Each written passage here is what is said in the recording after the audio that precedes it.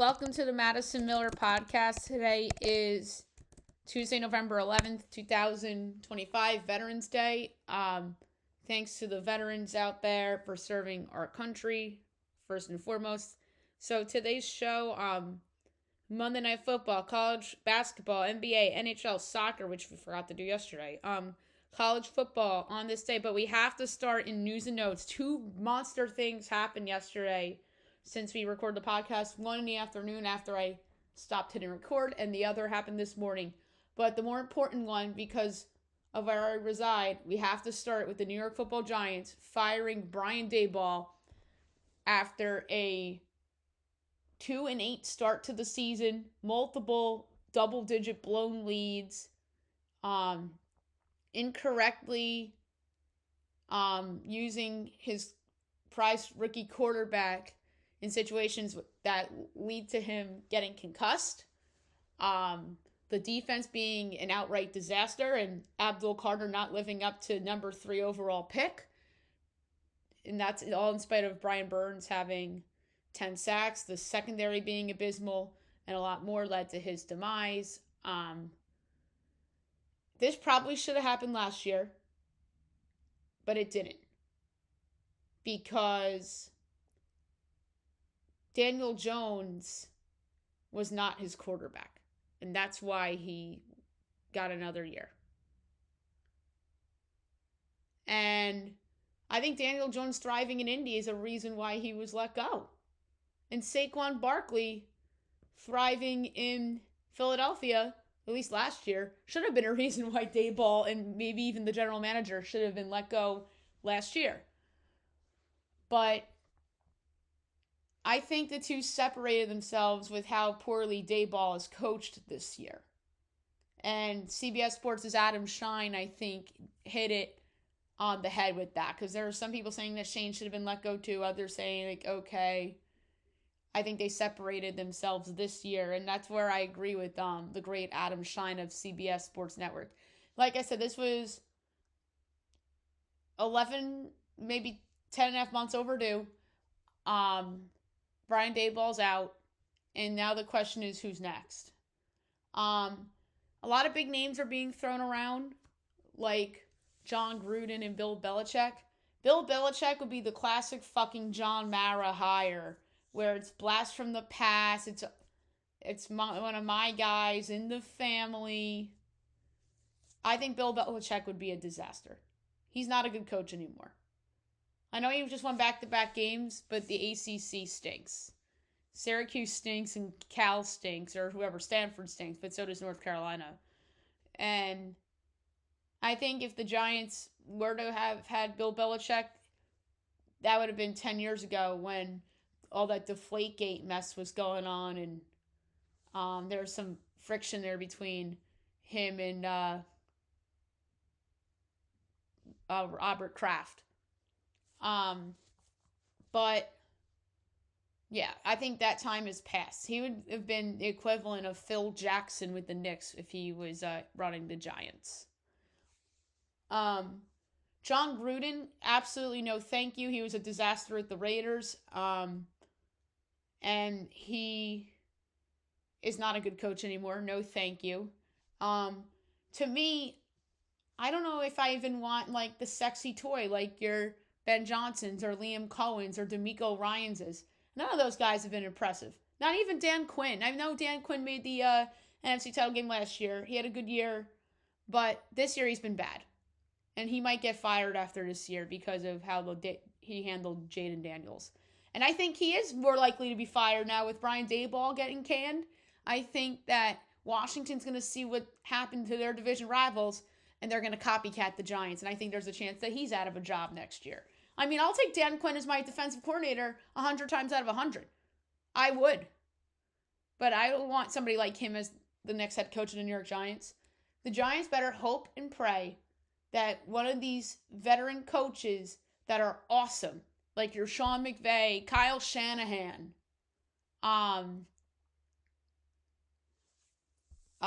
Mike Tomlin, John Harbaugh, one of those teams underachieve and that coach gets canned. I mean, they need an adult. I mean, maybe Pittsburgh falls apart. Tomlin and the Steelers go separate ways. And obviously, the Steelers and the Giants, friendly organizations, like the Maras and the Rooneys run their operations very similarly, family style, yada yada. I would gladly take Mike Tomlin as the next head football coach of my team. Kyle Shanahan, the case for him. He says, hey, my team's injured every year, and I don't know if Brock Purdy is ultimately that guy. But then again, he almost won a Super Bowl. I think that people in the media and fans underestimate Brock Purdy. I think he's a good quarterback, and he should have won a Super Bowl. Kyle Shanahan should be a two-time Super Bowl champion, but 28-3 happened when he was OC of the Falcons, and that was more on the Falcons defense than Dan Quinn. And the other one, the Niners collapse, is more credit Mahomes and Andy Reid and the Chiefs. So I think Kyle Shanahan would be a fabulous hire. I mean, there's been Sean McVay might leave the Rams rumors for a while, even after their Super Bowl. But I think that would be the hardest one to get. And I think and then John Harbaugh, the Ravens have had a lot of bad collapse losses over the last several years with Lamar Jackson, including that Buffalo game. And they had that one, ironically, against the Giants in Dayball a couple years ago. They blew a big game against Miami. They blew a 2 to Miami, if I'm not mistaken, in the past with Lamar. And obviously John Harbaugh, I know some may point to, Justin Tucker was washed up. So some may point to some excuses for John Harbaugh. But the Giants need a rock star coach. Some other coaches I would take that are currently employed. If Minnesota underachieves in their ownership, secretly dysfunctional or ownership, but they've been a good football team the last couple years, even decade, and respectable. So I feel like that's kind of been forgotten about. And maybe that coach gets canned. I would gladly take Kevin O'Connell. Kevin Stefanski's another one I would happily welcome aboard. A lot of people don't like him because and I think he gets a bad rap because he's the Browns coach, and the Browns are the worst organization in sports in my lifetime. So that's the case for Stefanski. I think the Browns have kind of masked him, and people are going to look at his record. But then again, Kyle Shanahan had a bad record for a while, and then San Fran held on to him, and now he's good. And same with Dan Campbell. Dan Campbell had a losing record for a couple years. What the Giants are right now are what the Detroit Lions were before they, ironically enough, traded away Matt Stafford and Dan Campbell arrived. That's what the Giants are now. They're not, they haven't been bad my whole life like the Browns have been. They are what the Lions were. And then the Lions got good and became a contender. And then from a New York standpoint, they're the 2010s Knicks, which were a joke for a whole century other than that Carmelo Anthony season. And then obviously Thibodeau shows up and they become good. So that's in the local comp for the Giants. I think the Jets are a worse organization than the Giants, although they've made some on paper good moves, but they just haven't worked out. So there's a lot of ways. But if there is a sexy coordinator, I would be intrigued by, it's Clint Kubiak, who I think has done a fabulous job getting a lot out of Sam Darnold and getting a lot out of Derek Carr a little bit last year as an offensive coordinator. That is the one offensive coordinator, though, I would be like, okay, I'm aboard. And the defensive coordinator, where I would say, okay, I'm on board, would be Brian Flores, who I thought got a raw deal with yet another dysfunctional organization in the Miami Dolphins, who let go of him, which I predicted on the podcast when it happened. I said, I think Brian Flores is in trouble, and I was right because Stephen Ross is an idiot. He's like the John Mara of the AFC. You could say the same thing about the Raider owner, too. He's another John Mara. And then Jim Irsay was another John Mara, but he unfortunately passed away.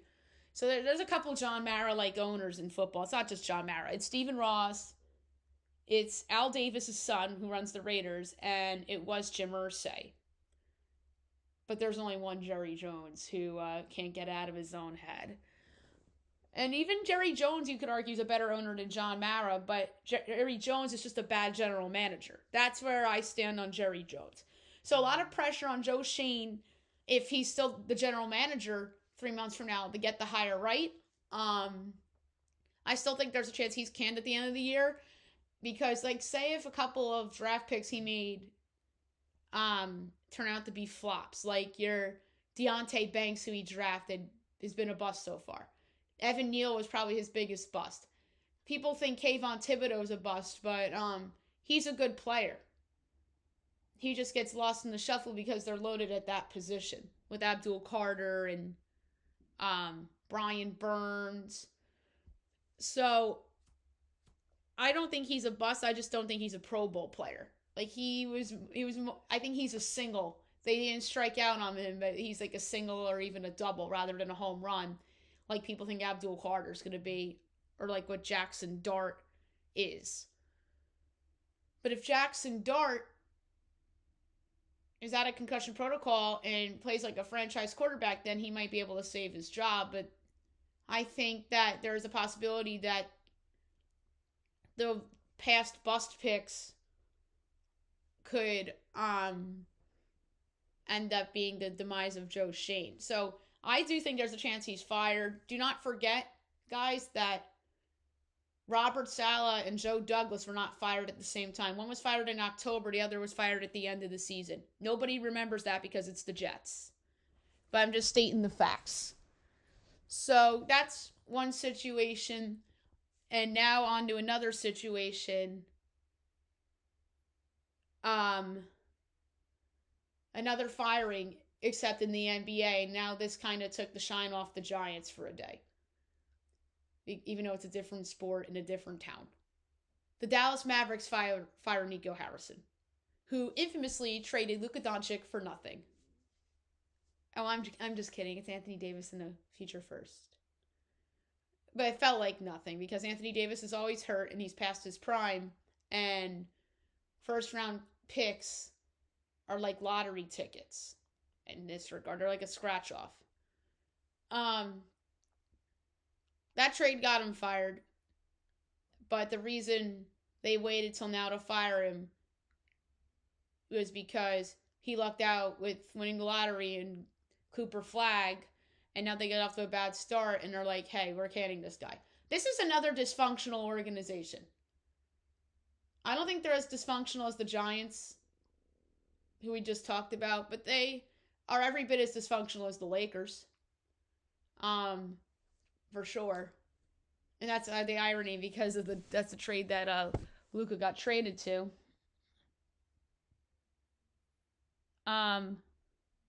So yeah, Nico Harrison fired, and in the interim right now, Michael Finley and Matt Riccardi will lead basketball ops in the intern.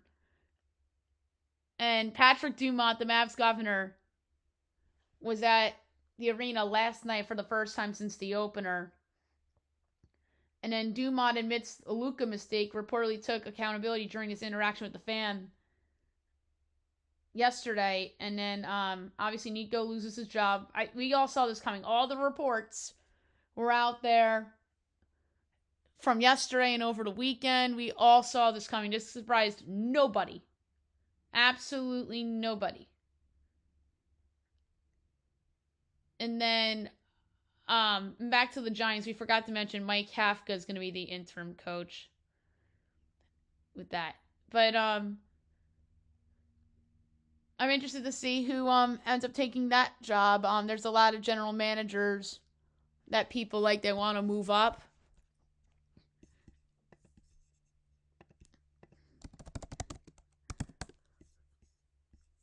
Like Gerson Rosas, who's working under Leon Rose with the Knicks. Maybe he wants to move up. Maybe Mike Gansey of the Cleveland Cavaliers.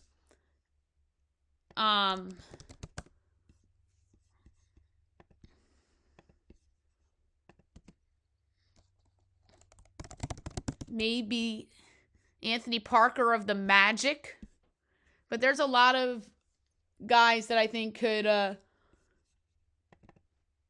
move up into that position that are intriguing. And maybe from a GM standpoint,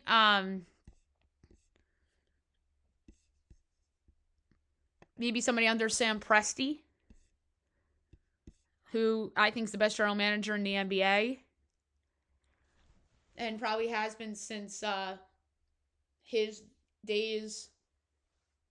I mean, I know he took a lot of shit for the James Harden trade, but probably since 2019, he's probably been the best general manager in the NBA. But I'm fascinated to see, maybe if the Sixers fall apart and they part with Daryl Morey, I mean, that could that be a Daryl Morey possibility?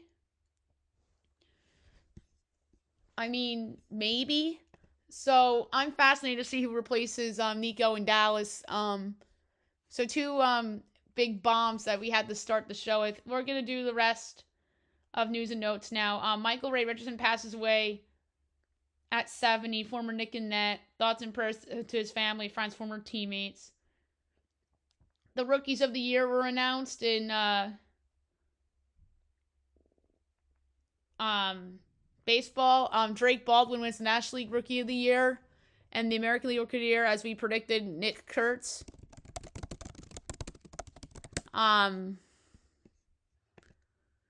Second place in the American League was Jacob Wilson. Third was Roman Anthony. And the rest, Noah Cameron, Colson Montgomery, Carlos Navarez, Jack Leitner, Will Warren, Luke Keyshaw, Brandon Fisher, Shane Smith, Cam Smith, Chandler Simpson, Luis Morales, Jason Dominguez. Who the fuck would vote for Jason Dominguez? He ain't even playing the playoffs. Probably a Yankee writer. But like I said, Noah Cameron probably should have been the third guy in the finalists because Roman Anthony barely played, and Roman Anthony was in the top three because he's Roman Anthony, stud prospect on the Red Sox. And Nick Kurtz, and a unanimous winner, so congrats to him. In National League, it was Baldwin, Horton, Durbin, and then Isaac Collins of the Brewers, Dalen Lyle of the Nats, Augustin Ramirez of the Marlins, Chad Patrick of the Brewers, Jacob Marcy of the Marlins, Jake Dreyer of the Dodgers, Matt Shaw of the Cubs, Jacob Mizorowski of the Brewers, who would have been a Rookie of the Year candidate had he not fallen apart in the second half of the year. He was an all-star, and he kind of fell off the map. But his teammate, Durbin, was in there instead. Nolan McLean of the Mets, who got hot in the second half of the year, and Heriberto Hernandez of the Marlins. So Baldwin won running away, and I think he won it because he's a catcher. And that position matters so much in Major League Baseball. I think Cade Horton should have won. He got 16 second-place votes and 9 first-place votes. The voting was close. He won by 42 points. 44 points, Drake Baldwin. And then a lot of people like Durbin. And then Durbin versus Isaac Collins was right there. So the Brewers have had 4 rookies in the National League Rookie of the Year race. And that team is certainly on the come. We'll do Manager of the Year predictions later in the show. J-League big to join BYU. Abdullah Ahmed picks BYU over Houston after being cleared by the NCAA for 2026. So Moro Ojomo of the Eagles confirms Josh Jacobs' claim about Packers' fourth down play. We'll get into that game later. Micah Parsons had a moment as he honored his former teammate, Nealon, who passed away last week. And the Cowboys are honoring him as they will design helmet decals in remembrance of him. Elgin Jenkins broke his leg. Ouch. I think the Packers are in trouble. Because obviously they lost last night. We'll get into that.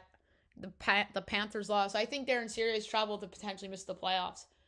I mean, the Bears, especially if the Bears beat Minnesota next week, I think they're in serious trouble. Jaden Daniels and Terry McLaurin are out this week coming up against the Dolphins in Madrid. How about this? Joe Burrow's return timeline, as he says, returning on Thanksgiving would be very meaningful. That's a big deal. But Joe Burrow doesn't play any defense. I wouldn't pencil them in the playoffs because he's back. I mean, he doesn't play defense. Their offense has been fine with Joe Flacco. But Joe Burrow is their quarterback, and if he's ready to go, he's ready to go. And then Dalton Kincaid week to week with a hamstring injury. He injured it against the Dolphins. But yeah, Joe Burrow came back to practice, which is insane. JJ Redick says that LeBron is getting rehab reps with the South Bay Lakers. The Mavs are being cautious with AD. And Dallas is worried that Anthony Davis will aggravate injury if rushed back. So the Heat and the Magic both won on buzzer beaters. Donovan Mitchell hit a big three, and then the Heat get the buzzer beater. But that is so cool. And then Desmond Bane had a buzzer beater as well. Last night was a night in the association. So John Cena completes the Grand Slam as he makes WWE history after winning the Intercontinental title. So good for John Cena. Brian Daboll, Bills return unlikely as he is not under any kind of consideration, according to Sean McDermott. John Mara and Steve Tisch call the past few seasons disappointing, of course. But here's the thing why I think there's a chance Shane's fired at the end of the year, possibly. The Athletic says that Joe Shane and defensive coordinator Shane Bowen will stay in current roles for now. For now means they're gone at the end of the year, especially Bowen. And I think Shane's gone too because of those draft picks I alluded to that have been busts or not home runs. Like Kayvon Thibodeau, not a home run. It's not a bust either, but he's not a home run. That's a single, maybe a double. But they need home runs. Dart's a home run. Carter doesn't look like a home run right now, but like I said, I think that has more to do with Brian Burns getting all the production there. So I didn't want to take anything away from Brian Burns. Then we talked about the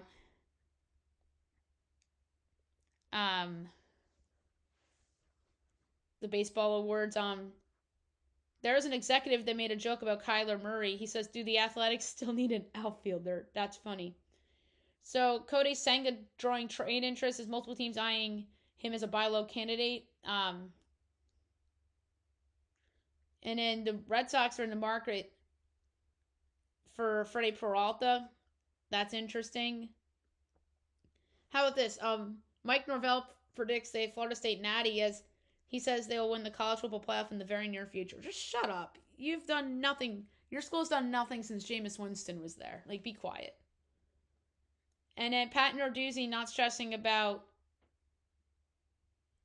Saturday's non-conference matchup against Notre Dame. All right, so I had to start news and notes for obvious reasons. Now I'll move on to sports. Monday Night Football. We kind of gave away the result earlier. It was an ugly game, but it was a game between two decent football teams. The Eagles get it done by a score of 10-7, the same exact score as the Bronco-Raider game from the other night. The Eagles are now 7-2. Green Bay 5-3-1. So this was 0-0 at halftime, and then obviously Eagles field goal in the third. Devontae Smith 35 yards from Jalen Hurts fixed it 10-0, and a Josh Jacobs 6-yard run made it 10-7. And then all of a sudden, Green Bay had a chance to win the game. There was a fourth down play, they don't get it, and then Philly hangs on. And like I said, Green Bay's in trouble. I mean, they do have a get right spot on Sunday, possibly, but what if Jackson Dart plays? I know new coach, but it's going to be Russell Wilson probably. I mean, if it's Jameis Winston, that's going to be crazy. I mean, I want to rule out Jameis Winston because the new coach might say, hey, but if it's Russell Wilson on Sunday, that means John Mara and Joe Shane named the starting quarterback and not the coach. So we're going to see what happens. I think it's going to be Wilson, but I think there's a Jameis possibility on Sunday against Green Bay. So Green Bay's in trouble long term. It's a must win for them on Sunday. And then Philly looks a little fraudulent to me. I forget who they play on Sunday. I think they played the Lions on Sunday night. That's I have a feeling what's going to happen in that game, but we'll save that for Friday. Okay, now we'll do college basketball. We are busy in that sport today, and there's a loaded, and I mean loaded slate tonight with a capital L. So, results from yesterday. New Haven over UMass Lowell, 73-67. Number 3, UConn over Columbia, 83-62. Rutgers over Maine, 72-60. Niagara over Delaware State, 68-57. Indiana State over SIU Edwardsville, 64-55. NCAT over SCC, 85-62. How about this? Gardner-Webb lost a bye game, 92-81 to North Greenville. Presbyterian over Georgia State, 63-61, so Georgia State loses the bye game. Western Kentucky over Eastern Kentucky, 87-79. Seton Hall over Fairfield, 82-59. Kent State over UNC Wilmington, 86-77. Charleston Southern over the Citadel, 96-86. Pitt over Eastern Michigan, 78-66. Miami over Stetson, 102-61. Number 16, Iowa State over Mississippi State, 96-80. Milwaukee over Little Rock, 92-72. St. Louis over Lindenwood, 109-66. TC over Lamar, 78-65. LSU over New Orleans, 93-55. Northwestern over Cleveland State, 110-63. Santa Clara over Xavier, 87-68. Grand Canyon over Northern Illinois, 88-59. Utah over Holy Cross, 87-69. Georgia Tech over Southeast Louisiana, 70-60. Wazoo over St. Thomas, 81-71. Number 15, UCLA over West Georgia, 83-62. Cal over Fullerton, 93-65. All right. 1 o'clock, Iona KC. So it's coming up shortly. My line is KC by a half. And it is Iona 5.5 total, 156.5. I'm taking UMKC plus the 5.5 at home. And plus 188 outright on the money line. 4 o'clock, LIU Air Force. My line is LIU by a half. And it is by 4.5 totals, 137.5. I'm going to take Air Force plus the points, but they'll lose a bye game, in which they're themselves as a dog. 6 o'clock, UMBC Morgan State. My line is UMBC by 9, and it's 3.5 total, 164.5. I'll lay it with UMBC.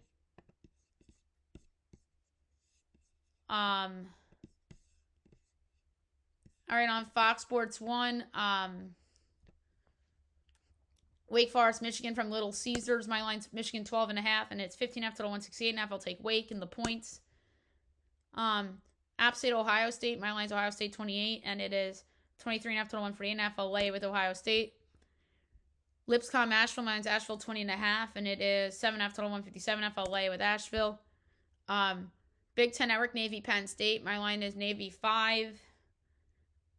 And Penn State is giving 10.5 total, 154.5. I think this is a bye game special. Give me Navy plus 10.5 and plus 540 to win. I think Penn State stinks in college basketball and in football, obviously, too. CBS Sports Network at 7 o'clock. Number 4, Duke and Army from High Point. West Point, my bad. Mine's Duke by a whopping 43, and it is 32.5 total, 151.5. I'll lay with Duke. They're actually playing on the road against somebody. SEC Network, Florida State, number 10, Florida. Florida by 21. And it is 17.5 total, 179.5. I'll lay it with the Gators. Radford, number 18, North Carolina on the ACC Network. My line's UNC by 29.5. And Carolina's giving 18.5 totals, 116.5. I'm laying it with Carolina. Norfolk State, Gold Dominion. My line is Old Dominion 12.5, and it's 9.5 total 149.5. LA of Old Dominion. Drexel Colgate, my line is Drexel 16.5. And it is Colgate 3.5 total 148.5. I'll take Drexel plus 3.5 and plus 148 outright. Alcorn State, Maryland. My line is Maryland 35. And it's 31.5 total 150.5. I'll lay it with Maryland. Winthrop, Coastal Carolina. My line is Winthrop by 8. And it's 2.5 total 165.5. I'll lay it with Winthrop. Florida A&M and UCF. My line is UCF 19. And it is 23.5 total 166.5. I'll take Florida A&M getting the points. Sacred Heart and Villanova. My line is Nova 17. And Nova... Where's Nova?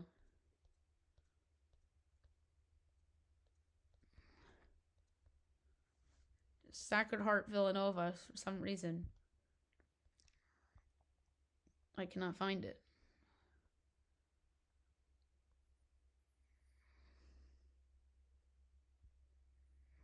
It is 19.5 total 159.5. I'm going to take Sacred Heart in the points. Northwestern State, Alabama. Or Northwestern State, North Alabama. I have North Alabama 26. And it's 6.5 total 145.5. Oh my god, I love North Alabama. That's low. Toledo, Wright State. I have Wright State as a 14-point home underdog. And they're a 5.5 point favorite, total 159.5. I'll take Toledo plus 5.5 and plus 98 outright. There's a lot of games I like. I wish I was in Jersey so I could bet. Jacksonville High Point. My line is High Point 14. I should say a state where I could bet in. But oh well. I have better opportunities. Or more opportunities. 17.5 total 156.5. I'll take Jacksonville plus a 17.5. Georgia Southern, Florida Gulf Coast. I have Southern by 2. And it's 3.5 total 162.5. I'll take Georgia Southern plus 3.5 and plus 138 outright. LaSalle Temple. My line's Temple 9.5.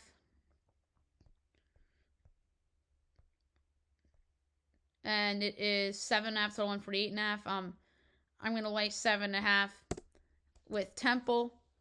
Wagner Fordham. My line's Fordham 14.5.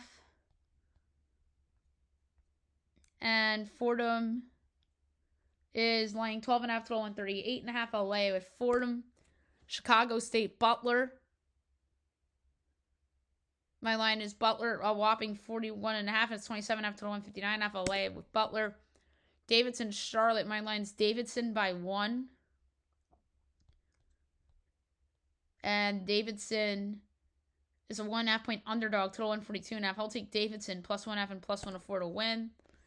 NJIT Loyola Maryland. I have Loyola 14.5. And it's 9.5 total 140.5. I'll lay with Loyola. William and Mary Richmond. I have Richmond by 6.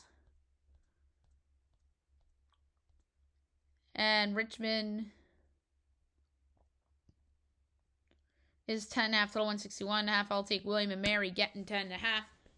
Stonehill, Rhode Island. I have Rhode Island 8.5. And it's 15.5 total 151.5. I'll take Stonehill in the points. Dayton, Cincinnati. I have Cincy by 3. Decent game.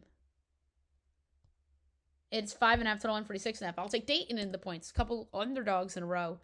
Mort State, Clemson. I have Clemson 38.5. And it's 29.5 total 149.5. I'll lay the points with Clemson. Central Connecticut, Boston College. My line is BC 17.5. And BC is... Yeah, wow, I nailed it exactly. 139.5 is the total. First time I'm giving out a total today. I'm going to go with the over. Northeastern Harvard, I have Harvard 24. And it's 5.5 total 143.5. I love Harvard minus the points. Penn Providence. My line's Providence 33. And it's 18.5 total 173.5. I'll lay it with Providence. Mount St. Mary's and St. Francis. I have Mount St. Mary's by 5. And It's 5.5 total, 147.5. I'm going to go with the over. Bucknell, Princeton. I have Princeton by 1, and it's 4.5 total, 144.5. I'll take Bucknell getting the 1. 7:30, Alabama State and UAB. Mine's UAB 23.5. 19.5 total, 162.5. I'll lay with UAB. Yale Quinnipiac. Mine's Quinnipiac by 3. It's Yale 7.5 total, 154.5. I'll take Quinnipiac plus 7.5 and plus 270 outright. Eastern Illinois Notre Dame. My line's Notre Dame 32.5. It's 24.5 total, 143.5. I'll lay with Notre Dame. 8 o'clock. ESPN. Number 9 Kentucky. Number 12 Louisville. From the Yum Center. Fabulous game. My line, Louisville 7.5. And the line is 6.5 and 174.5. Wow. I thought Louisville was going to be shorter favorite because I would have thought they'd go. But it's going to drop probably because looks like Kentucky's taking money. But the total is way too high. I'm taking the under. 174.5 is way too high. Central Arkansas, number 21 Arkansas. My line's Arkansas 45. And it's 35.5 total, 158.5. I'll lay with Arkansas. Wofford, number 22 Auburn. If Auburn 36.5. And it's 27.5 total, 153.5. I'll lay with Auburn. A&M Corpus Christi, number 25 Kansas. I have Kansas by 42. And it's 26.5 total, 147.5. I'll lay with Kansas. Merrimack Tarleton State. I have Tarleton State by 7. And it's 4.5 total, 140.5. I'll lay with Tarleton State. Tulane, Louisiana. Mine's Tulane by 30. And it's 5.5 total, 136.5. I'll lay with Tulane. Stephen F. Austin, Rice. My lane is Stephen F. Austin by 5. I'm sure Rice is favored. Yeah, 2.5 to 149.5. I'll take SFA plus 2.5 and plus 134 outright. Rice will lose a bye game. Arkansas, Pine Bluff, Oklahoma. Mine's Oklahoma 39.5. And it's 34.5 and 167.5. I'll lay with Oklahoma. Buffalo, DePaul. Mine's DePaul by 30. And DePaul's 18.5 to 153.5. I'll lay with DePaul. Arkansas State, Missouri State. My line's Arkansas State by 9. And it's Missouri State 1.5 to 151.5. I'll take Arkansas State plus the 1.5 and plus 114 straight up. Cal State, Northridge, North Dakota State. Mine's North Dakota State 3.5. And it's 2.5 total, 154.5. I'll take the over. Maryland Eastern Shore against Nebraska. My line is Nebraska 20.5, and it's 36.5 total, 149.5. That's way too high. Give me Maryland Eastern Shore plus the points. Murray State SMU. Mine's SMU 23.5. And SMU is 10.5 total, 163.5. I'll lay with SMU. Queens Duquesne. My line's Duquesne 1.5. And Duquesne's giving 11.5 to 161.5. I'll take Queens plus the 11.5. That's way too high. Great game. Number 14, Illinois, hosting number 11, Texas Tech, from the State Farm Center on the Big Ten Network. Or, I'm sorry, Fox Sports 1. That makes more sense. Mine's Texas Tech by 2. It's Illinois 3.5 to 167.5. Give me Texas Tech plus the 3.5 and plus 160 outright. Now, this is on the Big Ten Network at 8:30. Ball State number 24, Wisconsin. I have Wisconsin 24. It's 26.5 total, 157.5. I'll take Ball State getting the points just to cover. Austin P. Wyoming. My line is Wyoming by 5, and it's 6.5 total, 154.5. I'll go with the over. All right, 9 o'clock. Northern Arizona at number 5, Arizona. Mine's Arizona 36.5. And it's 35.5 total, 162.5. Over. Delaware, number 7, BYU on CBS Sports Network from Provo. Mine's BYU by 38, 35.5 total, 163.5. I'll lay with BYU. Memphis, Ole Miss on the SEC Network from Oxford. My line's Ole Miss 6.5.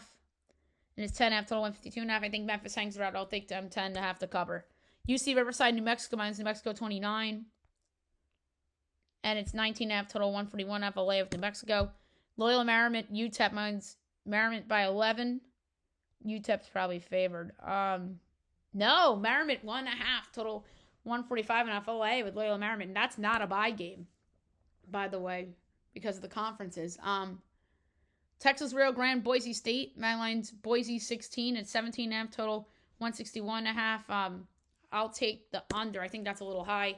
Hampton, Virginia, ACC Network. Mine's Virginia 31.5. I misread that. I read the numbers backwards. It's 23.5 total, 149.5 LA with LA with Virginia. Western Illinois, Cal State, Bakersfield 9:30. Mine's Bakersfield 11. And it's 6.5 total, 141.5 LA with Bakersfield. Great game, 10 o'clock, ESPN from Spokane. Number 23, Creighton. Number 19, Gonzaga. I have Gonzaga by a whopping 23. It's 11.5 total, 165.5 LA with Gonzaga. Ohio, St. Mary's. My line is St. Mary's 16.5. And it's 17.5 total, 144.5. I'll take the over. That's a low number. UC Santa Barbara, Sacramento State. My line is Santa Barbara by 1. And it's 7.5 total, 160.5. I'll take Sacramento State plus 7.5 to cover. And last but not least, Montana, UNLV. I have UNLV by 13.5. And it's 10.5 total, 157.5. I'll lay it with UNLV. Okay, now we'll move on to the NBA. Sorry it took so long there. 16-minute segment. We'll recap yesterday, look ahead to tonight. Only 6 games tonight. There was a lot last night, though.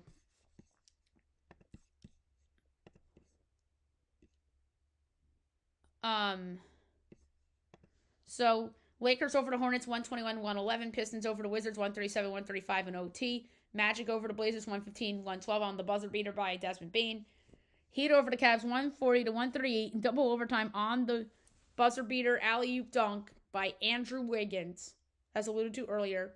Spurs over the Bulls 121-117, Bucks over the Mavs 116-114, Suns over the Pelicans 121-98, Wolves over the Jazz 120-113. Hawks over the Clippers 105-102. Okay, now tonight in the association, 7:30 Raptors Nets. My line is the Raptors by 8.25 at the Barclays Center. And it is 10.5 total, 232.5. I'm gonna take Brooklyn getting 10 to hook. I think that's too high. The Raptors can't be double-digit road favorites against anybody. They suck. Grizzlies Knicks from the Garden. My line's the Knicks 11.75, and it's 10 and 231.5. I'm gonna go with the over. The Knicks have been an over team kind of this year with the new look offense. 8 o'clock at NBC and Peacock. Celtics Sixers. Mike Tirico, Reggie Miller on the call. My line is the Celtics by 3.5. And it's Sixers 1.5, total 231.5. Wow. I'm gonna take the boss plus the 1.5 and plus 102 straight up. I don't even know if that line's right, which is weird. Let me just double check because I think that's very strange. Or maybe I had the teams wrong. But that's just very weird. I'm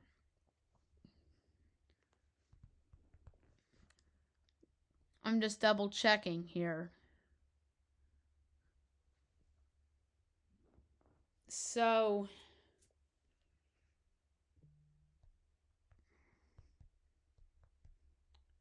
I had the wrong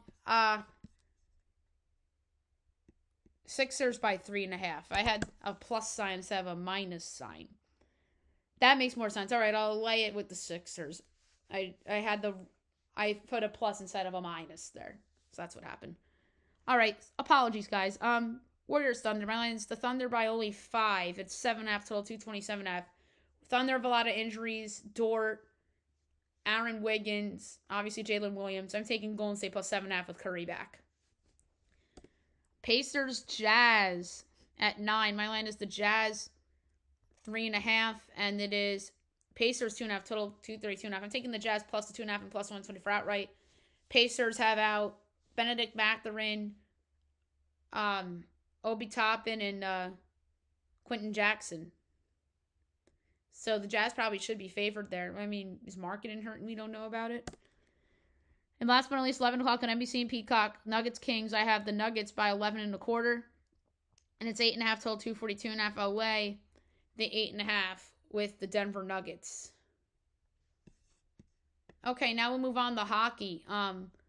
We'll go over the results from yesterday and look ahead to tonight. I think tonight's busy because usually the NBA is busy on Wednesdays and hockey's slow on Wednesdays. All right, Isles over the Devils, 3-2 in overtime. Rangers finally win at home, 6-3 over the Preds. Congratulations. Long time coming. Oilers over the Blue Jackets, 5-4 in OT. Panthers over the Golden Knights, 3-2.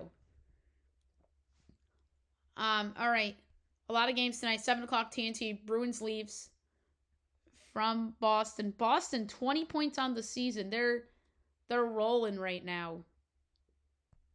It's funny how you turn around like, oh, this team kind of came out of nowhere. They were bad, and like the Rangers are kind of dealing with that too. They got the bad start, losing all those home games, and then they won the road, won a couple, and then they finally won one at home. The Leafs minus 137, the Bruins plus 114, over under 6.5, overs plus 104, and there's minus 128. Leafs minus 1.5 plus 172, Bruins plus 1.5 is minus 215. I still think that hockey needs to do a little market correcting with some of these teams off the good starts. We're almost at the quarter mark of the season already. But I'm going to go over 6.5 at plus 106 just to be safe. Kings Habs. Kings minus 120, Habs even money, over under 5.5. Overs minus 122, unders even money. Kings minus 1.5 plus 198, Habs plus 1.5 minus 50. I'm taking the Habs at even money outright. Stars Senators. Ottawa minus 122. The Stars plus 102. Over under 5.5. Overs minus 124. Unders plus 102. Stars plus 1.5 is minus 250. Cents minus 1.5 plus 198. I'm going to go with the under.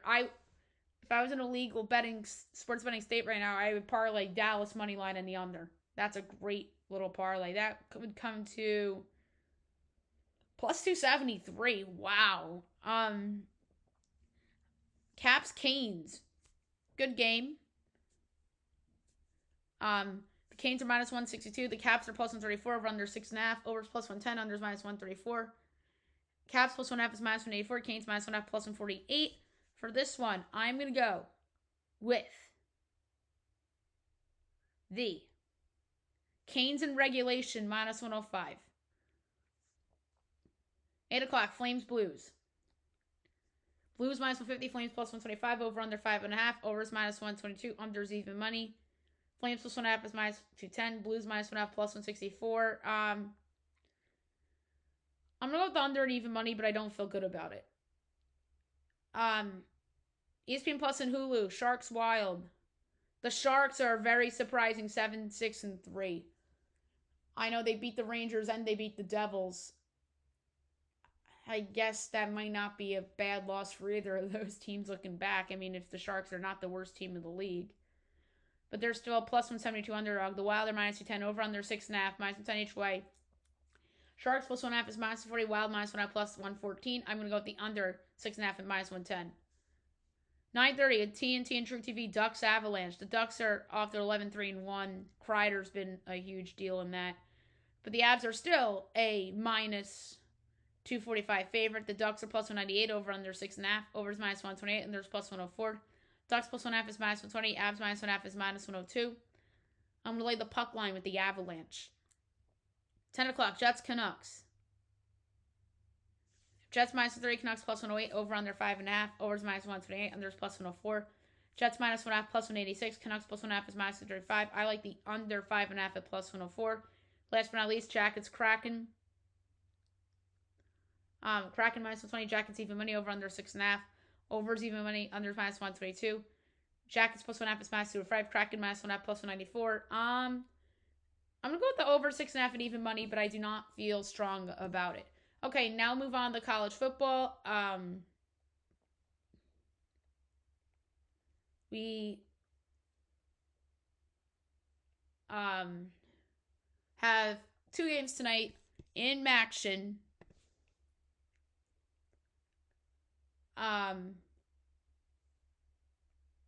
7 o'clock. Where's the 7:30? 7:30 ESPNU, Kent State, Akron. My line's Akron by 7, total 50 and 7/20.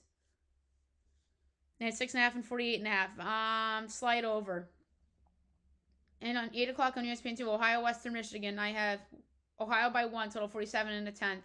And it's Western 1.5, total 46.5. I'm going to take Ohio plus the 1.5 and minus 102 to win the game straight up. All right, now move on to soccer. This is going to be crazy doing all the soccer because we haven't done soccer on the podcast since Friday. So I'm debating on what to do. There's not a lot today. It's just Women's Champions League. So we'll just go from the weekend all the way up to yesterday. Just results. All right, Friday, La Liga. Elche Real Sociedad 1-1 draw. Bundesliga. Bremen over VfL Wolfsburg 2-1. MLS playoffs.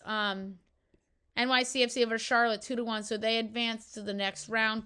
Women's League, Orlando over Seattle 2-0. Liga MX, Querétaro over FC Juarez 2-1. Necaxa Mazatlan 1-1 draw. Tijuana over Atlas 2-0. Serie A, Pisa over Cremonese 1-0. League 1, Stade over Paris FC 1-0. Dutch Eredivisie FC 20 Telstar 0-0 draw. ELC Watford Bristol City 1-1 draw. The Pro League, Al Faya over Al Qdoud 2-0. Al Toulon over Al Fateh 5-2. And Al Hilal Al Najma 4-2. And then Saturday, Tottenham Man United 2-2 draw. Everton over Fulham 2-0. West Ham over Burnley 3-2. Sunderland Arsenal 2-2 draw. Chelsea over Wolverhampton 3-0. La Liga, Girona over Alaves 1-0. Sevilla over Osasuna 1-0. Madrid over Levante 3-1. Villarreal over Espanyol 2-0. Bundesliga, Bayern Munich and FC Union 2-2 draw. Leverkusen over FC Heidenheim 6-0. Hamburg SV and Borussia 1-1 draw.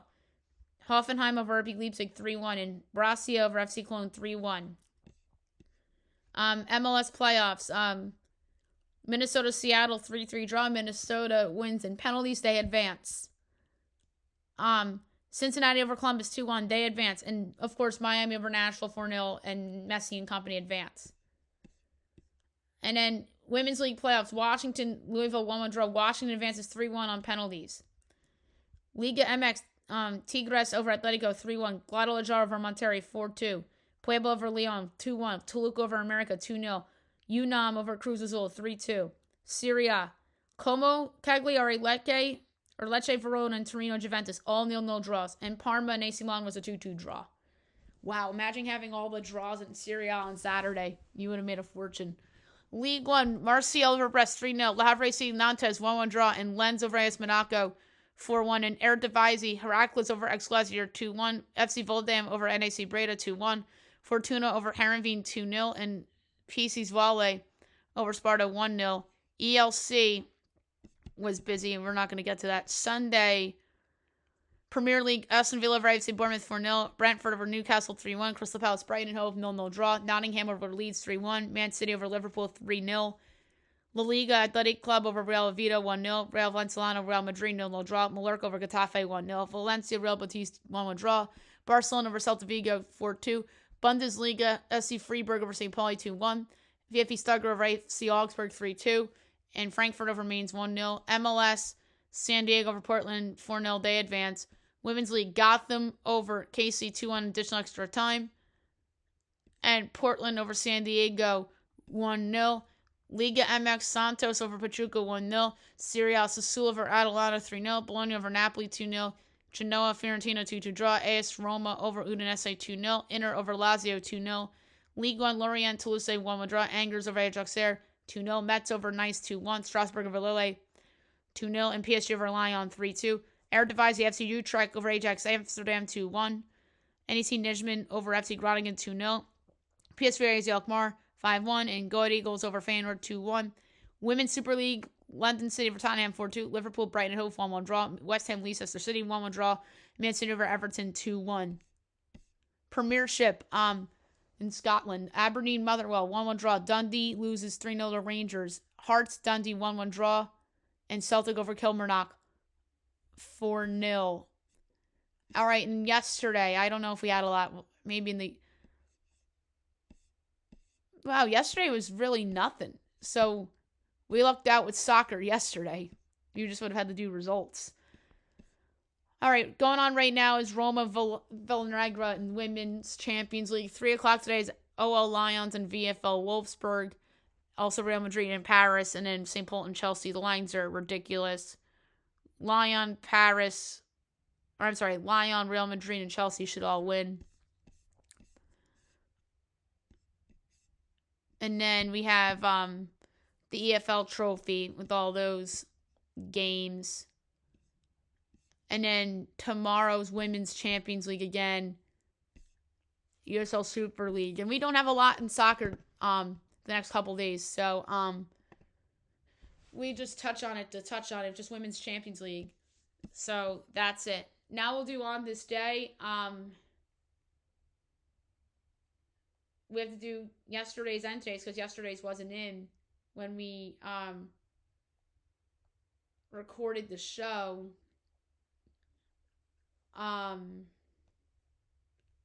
So this is brought to you by all sports news. So this day in history, which was yesterday, November 10th, 2018, the 76ers acquired Jimmy Butler. I remember that. Everyone thought that was their missing piece to their championship team. Nope.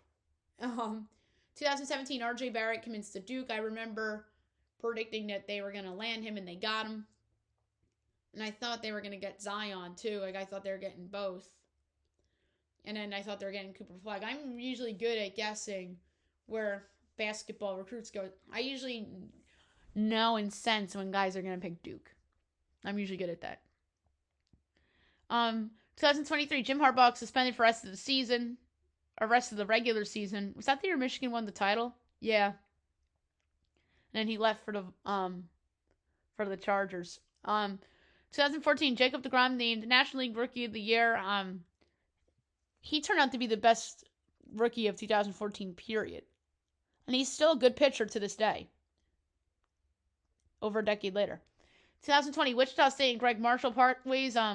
Greg Marshall was a good coach for Wichita State. Obviously, they pulled off an upset in the tournament in 2013. And made a run, and then they were a 1 seed in 2014. So in consecutive years, they Greg Marshall put them on the map. That was like Fred VanVleet, Clay Anthony Early, that team. 2019, Arkansas fires Chad Morris. 2014, Jose Abreu named AL Rookie of the Year. Obviously another good player from that rookie class. 2014, Carson Palmer tears his ACL. Cardinals season fell apart after that, and their third string quarterback. They played Carolina in the playoffs that year, and the Panthers beat them with Cam Newton. And the Panthers won the NFC South pretty much by default, and they were like 6-10. They won a playoff game. They were kind of like the Seahawks that year when the Seahawks had Marshawn Lynch, pretty much, and that's it. And then they got blown out the next round, I believe, by the Bears. 2021, Bob Murray resigns as GM of the Anaheim Ducks, enters rehab.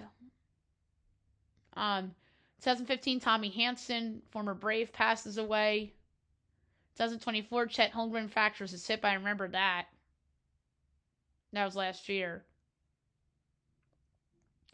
And then on this day last year, Marlins hired Clayton McCullough, who did a really good job as a manager in year one, despite having a losing record. All right. On this day, a year ago, November 11th, 2021, the Rams signed Odell Beckham Jr. I remember that. That was after he got cut by the Browns, and then he joins the Rams. The Rams win the Super Bowl. And then Odell tears his ACL in the Super Bowl, unfortunately, after scoring a touchdown. This is a sad one. 2013, Jose Fernandez named NL Rookie of the Year. What could have been? You always have to sit back and wonder. He probably would have been traded. Because Marlins. But that's just so tragic what happened to him. He would have been the best pitcher of this generation. That's what he was on his way to. Him and Jacob deGrom and that whole group. That would have been a special, special group. I mean, it is still a great group, but imagine if he was there. Jose Fernandez probably would have been the best of them all. He was so good. Like Tariq Skubal now, with his electricity and the excitement, when he comes to the bump, Paul Skeens, that was like what Jose Fernandez was like. And Jose Fernandez was arguably more fun than those guys. Not that those guys aren't fun, but Jose Fernandez was a joy to watch. 2020, the Thunder hire Mark Daigneault. So this is a big moment. Obviously, he's now an NBA championship coach. 2018, Louisville fires Bobby Petrino. 2017, number 10, Auburn upsets number 1, Georgia. 2019, Pete Alonso named NL Rookie of the Year. I mean, 6 years later, he's a free agent. We'll see if the Mets bring him back. 2020, Shane Bieber wins AL Cy Young. I think I predicted Bieber for the Cy Young that year, and he got it. The Indians were a good team that year, but they lost in the playoffs to the Yankees. 2020, Trevor Bauer wins NL Cy Young Award. He was with the Reds, and the Reds traded for him as a rental, and they were in the playoffs that year. I think I picked Indians-Reds World Series, and then the Indians freaking lose to the Yankees. My Yankees, who I doubted, because I didn't think the Yankees were that good, but they ended up losing in the next round to the Rays in 5, and they probably should have won that series too, with Judge and Cole. 2019, Yordan Alvarez named AL Rookie of the Year. Obviously, really good DH on the Astros. Probably the worst trade in recent Dodger history, because they would have probably won every championship if he was there. Literally every championship. He would have. But then again, they probably don't have Ohtani if not for that. But then again, that probably led to them signing Ohtani, so that's like an open door. I mean, you have to trade, but that was the reason why that was such a bad trade for the Dodgers, because that reliever didn't work out, Josh Fields. And Yordan Alvarez off to all-star status, helping the Astros in their run. So, and then they made the World Series that year in 2019. That was the year of the Altuve home run. But they lost to Washington, Steven Strasburg, and Max Scherzer, Anthony Rendon, and that whole group. But yeah, Yordan Alvarez, I always think about the Dodgers and what could have been. Because alternate universe, they have him, they don't sign Ohtani. And Ohtani's probably on like the Blue Jays or the Cubs or somebody like that. Or if Judge goes to San Francisco, maybe he's on the Yankees. Or the Yankees are probably in a freaking rebuild if Judge leaves. So there's like alternate universe stuff with Ohtani if Alvarez is still on the Dodgers. 2020, Russell Westbrook, quote unquote, wants out of Houston. Oh my goodness. And then they traded him to the Lakers, right? Is that when he ended up on the Lakers?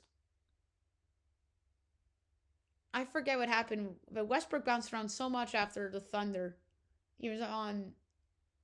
Oh, that's probably how he ended up on the Wizards. That's probably when he went to the Wizards. They traded him for John Wall. That makes sense. And then he went from the Wizards to the Lakers. And then that's how the Lakers ended up with Kuzma. And then Russ ended up getting bought out, ended up on Denver. Now he's on Sacramento. So he's bounced around a lot over the years. In 2021, the Panthers signed Cam Newton. I guess they re-signed him to an extension. And in 2015, Yankees acquire Aaron Hicks. Good for them a couple years, but he was just the poster child of being a lazy player and whatnot. But he was good. He was good for them for a little bit, but he wasn't a superstar per se. He just isn't what the Twins thought he was, or even the Yankees thought they were possibly getting with him. So that was a fun on this day, November 11th. And then last but not least, we're going to predict who's going to win the Managers of the Year in baseball. There's a lot of baseball talks this week on the show.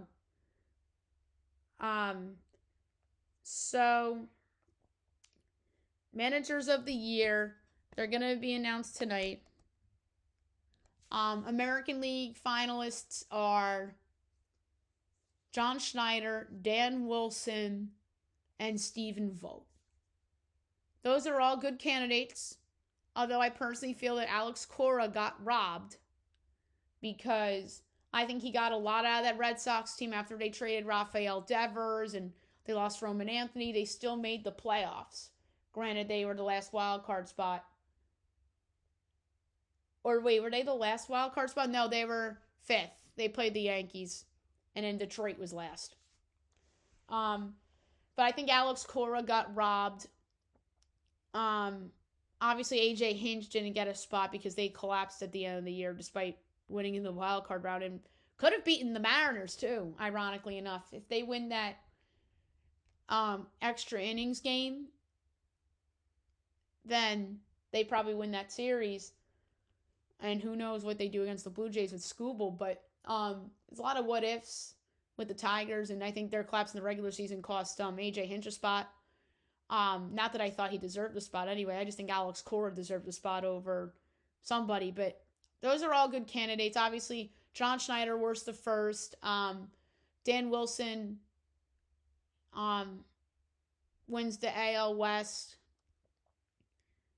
And then Stephen Vogt overcomes the big deficit in the AL Central, and they make the playoffs. Oh, and then obviously Dan Wilson gets the bye too. To me, it's not even close who should win the Manager in the American League. It's John Schneider. You went from last to first in what every year people say is the best division in baseball. I don't think it was the best division in baseball this year because I think the Red Sox had some injuries. Maybe they could have been better. The Yankees were a little overrated because of their injuries that they had. Cole, obviously, and then Devin Williams not working out. And then the Orioles proved to be a big flop this year. And then the Rays are the Rays, who are always a pain in the ass to play. So John Schneider, worst to first. Granted, it took them to the last day of the season to win the division because the Yankees got hot for a week and played a bunch of bad teams to catch up. But then again, Toronto was playing a lot of bad teams and kept losing. The Royals underachieved. They were bad this year. They beat them, or the Royals beat the Blue Jays. And I know the Red Sox beat them a couple times, but the Red Sox were trying to make the playoffs. But the Blue Jays also had an easy schedule down the stretch, but they were losing the bad teams. They lost like 20-6 against the Royals. I remember that very vividly. But he gathered that group together, and they won the division, and obviously their October run doesn't count for Manager of the Year. But worst to first in probably the best division in the American League is a hard thing to do. And missing out on Ohtani, and there was some drama with that team of Vlad Jr. and whatnot. So I think John Schneider should be the Manager of the Year. And I would say Dan Wilson second.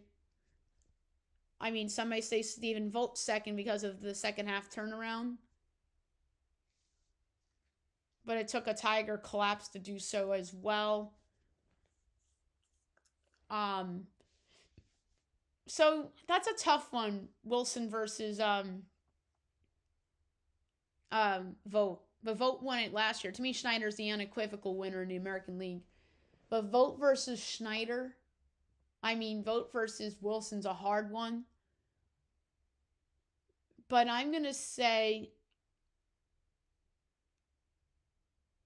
um Dan Wilson over Vogt. That's a hard decision because if Cleveland doesn't win that division, Alex Cora is a finalist and not him. But I would put Alex Cora ahead of Steven. I know that's so hard to do.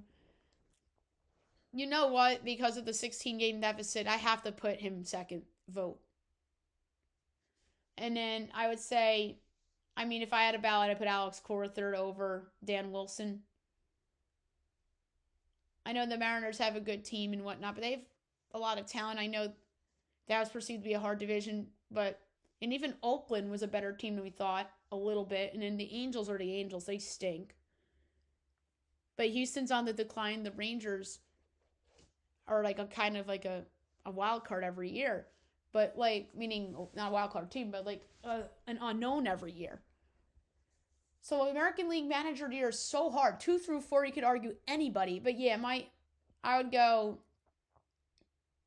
I think it's going to be Schneider,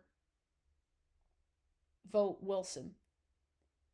But I would have gone Schneider, vote Cora, Wilson. I just think Alex Cora should have been in the top 3, considering the Devers trade, AL East, Roman Anthony hurt, and I think he did a great job. And he got a lot out of that young pitching staff and unproven pitching staff as well. So I think Alex Cora got robbed as a finalist personally, and that's just my opinion. Nationally, I know I took way too long in the American League because I wanted to go off about Cora and how I felt he should have been there. So Craig Counsell didn't make it. It was Pat Murphy, Rob Thompson, and Terry Francona. I think your winner is going to be Pat Murphy, best record in the NL. He'll win back-to-back after everyone picked the Cubs to win that division before the year, except yours truly, who believed in the Brewers. Yeah, I did pick the Brewers to win the division before the year, and I had the Cubs second and the Reds third. Wow, so I pretty much nailed the top 3 in that division. But Counsell didn't get considered in that league because people looked at them as an underachiever this year despite making the playoffs. I think Pat Murphy's going to win again. They were better than I thought they were going to be, even though I had them winning the division. All those rookies' development. And this team isn't no fluke. They're here to stay. I know they're talking about trading Peralta already, but they'll be fine without Peralta. Maybe they'll get somebody in free agency. And they have Mizorowski, who might have pitched injured at the end of the year, and who knows, maybe he'll turn out to be a stud. But I think Pat Murphy is one of the best managers in baseball, and he deserves back-to-back. And I really don't love the back-to-back thing, but he's going to do it because 1 seed this year, and in a year nobody thought they'd be a 1 seed after getting swept opening weekend in the Bronx against the Yankees. And I'll never forget, the Yankees beat him like 20-4 or something like that, and Judge having 3 homers, and them looking like a complete flop. But they're here, and he deserves to be National League Manager of the Year. And then I'll go Francona second from getting them to the playoffs. I know some may say, like, oh, Francona's there because the Mets collapsed. I mean, give me a fucking break. Give the man credit. People like to blame the Mets and the Yankees for other people's successes. So, yeah. T-Dot second. He got a lot out of that team. A lot of that offense. I know the pitching's good. But yeah, T-Dot second for, like, getting themselves to the postseason despite the low number of wins. Rob Thompson shouldn't even be a candidate. I think it should have been Craig Counsell over him because the Cubs made a leap. I know they didn't win the division, but they're here to stay, and Counsell got them to the postseason Granted, people are like, oh, they're supposed to make the playoffs. I mean, so are the Phillies. The Phillies have a high payroll. And ended up a 2 seed. But who else is in the National League Manager of the Year finalist? Mr. Dave Roberts, who's a back-to-back World Series champion. And guess what? He shouldn't be, because he did his job and he did what he was supposed to do. And that's why Rob Thompson shouldn't be a finalist. It's because he's like the Dave Roberts of that league in a way, or that division. He did his job, and you shouldn't be a candidate because you're supposed to do your job. I mean, but pressure on a team that hasn't made it before and getting it done is a different thing, and that's what Craig Counsell did. I think he'd be third on my ballot over Rob Thompson, personally. And some may argue Chase McCullough with the Marlins should have been a finalist. My argument is no, he had a losing record and he didn't make the playoffs. So no. I mean, losing managers shouldn't be Manager of the Year. I know Joe Girardi won Manager of the Year with the Marlins that year, but he had a losing record. He didn't deserve it. Sorry. Like, winning teams should be considered for awards. If not, definitely playoff teams or double digit over 500 teams that don't make it. Like, if you're 88 and 74 but don't make it, and say your team, say if the Marlins went 88 and 74 and didn't make it, then I vote for Clayton McCullough for Manager of the Year. So yeah, and Pat Murphy, Terry Francona, Rob Thompson, I think will be your top three. But my top three personally would be Murphy, Francona, Counsell. All right, so that's it for the show. I know we had a long show today, but we had a lot to do. Tomorrow will be a lot shorter, I promise. Have a great day, everyone.